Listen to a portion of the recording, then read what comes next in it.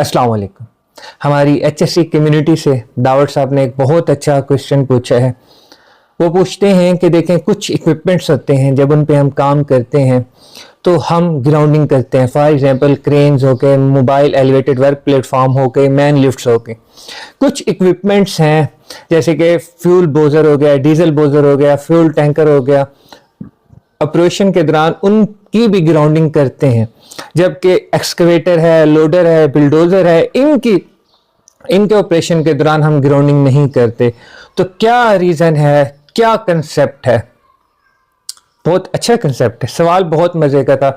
ये वही लोग सोच सकते हैं जिनकी ऑब्जर्वेशन थोड़ी सी अच्छी हो, क्योंकि वो देख रहे हैं काफ़ी इक्विपमेंट्स हैं, किसी के लिए ग्राउंडिंग बॉन्डिंग की है रिक्वायरमेंट, किसी के लिए नहीं है। तो अब हम इसे समझते हैं हुआ क्या है। बेसिकली देखें, जो हाइट पे काम कर रहे हैं मैक्सिमम चांसेस हैं ओवरहेड पावर लाइंस होंगे।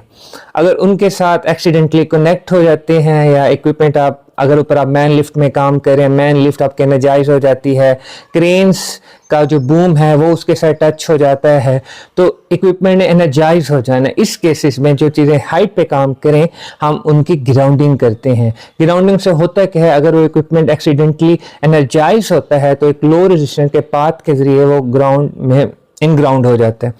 सेकेंड ये है, कोई भी इक्विपमेंट जब उसके साथ ओवरहेड लाइंस के दरमियान डिफेंसिव 10 फुट 3 मीटर का आ जाए, 3.1 मीटर का डिस्टेंस आ जाए, तो 50 केवी वोल्ट की बात करें तो आपको यहां भी ग्राउंडिंग करनी पड़ेगी। एक ओशा की रिक्वायरमेंट है। सेकंड, जो फ्यूल इंडस्ट्रीज है हम देखते हैं, जैसे डीजल टैंकर हो गया, फ्यूल टैंकर हो गया, ये वर्क एट हाइट पे नहीं है, यहाँ भी ग्राउंडिंग हो रही है। जो यहाँ इश्यू है वो है static charge development. Static charge यूं समझे, ये मेरा हाथ है ना, मतलब ये समझे कोई मेटल की प्लेट है, अगर यहाँ कोई चीज रब करे, चाहे वो पेट्रोल है, चाहे कोई सॉलिड है, चाहे गैस है, अगर वो तेजी से रब करेगी, है स्टैटिक कुछ नहीं है, लेकिन उस रबिंग की वजह से, फ्रिक्शन की वजह से एक इलेक्ट्रिक स्टैटिक चार्ज प्रोड्यूस होता है, और जिस वजह से फिर वो फायर में कन्वर्ट हो जाता है। तो हीट है, हीट से फायर, और फिर एक्सप्लोजन की तरफ चीज़ें चली जाती हैं। अब होता क्यों है, जब आप फ्यूल बोजर या डीजल बोजर ट्रांसपोर्ट कर रहे होते हैं, डीजल है, वो टैंक है, टैंक में स्टैटिक चार्ज हो सकता है। इसलिए जो भी टैंक्स होते हैं, अगर आप इनकी इंस्पेक्शन करते हैं, आप देखते हैं टैंक्स के अंदर कोई भी ऐसा मटेरियल ना हो जो लूज हो। लूज होगा तो वो वाइब्रेट करेगा तो फिर फ्रिक्शन भी हो सकती है। अच्छा, इसमें कुछ और भी चीज़ें होती हैं, फिलहाल के लिए हम उसे छोड़ देते हैं। फिर जब हम फ्यूल टैंकर से लोडिंग और अनलोडिंग कर रहे होते हैं टैंक में, या टैंक से ले रहे हैं या टैंक में ऐड कर रहे हैं, तो वहां भी ग्राउंडिंग होते हैं। क्यों? स्टैटिक चार्ज डेवलप हो सकता है, स्टैटिक चार्ज से स्पार्क जनरेट हो सकता है, स्पार्क जनरेट होगा, डीजल है, स्पार्क है, तो फायर ब्रोकआउट हो सकती है। पर यहाँ एक और मजे की चीज़ है, जब भी हम फ्यूल ट्रांसफर कर रहे होते हैं हम जस्ट ग्राउंडिंग नहीं करते, हम ग्राउंडिंग के साथ बॉन्डिंग भी लाजमी करते हैं। पर अभी आप पर है कि आप बताएं कि बॉन्डिंग की आपकी क्या अंडरस्टैंडिंग है और आप वो किस तरह मैनेज करते हैं।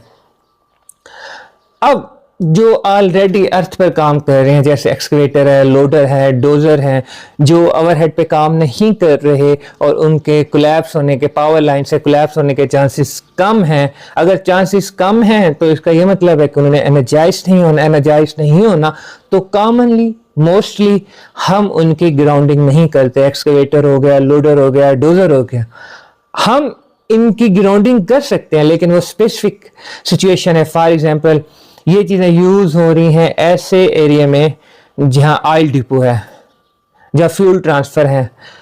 अब फ्यूल फ्लेमेबल मटेरियल आ गया है, तब हम स्टैटिक चार्ज को हम इग्नोर नहीं कर सकते, फ्रिक्शन को इग्नोर नहीं कर सकते, या जो फ्लेमेबल मटेरियल्स उन्हें हैंडल कर रहे हैं, तो फिर हम एक्सकवेटर, लोडर, डोजर को हम सिचुएशन के मुताबिक ग्राउंड कर सकते हैं। आम सिचुएशन में आप देखेंगे ओपन पिट्स पे काम कर रहे होते हैं, ओपन ग्राउंड्स पे काम कर रहे होते हैं, नीचे साथ ओवर एंड पावर लाइंस नहीं होते, तो इनके एनर्जाइज होने के चांसेस बहुत मिनिमम होते हैं, जिस वजह से हम इन्हें ग्राउंड नहीं करते। Thank you for listening.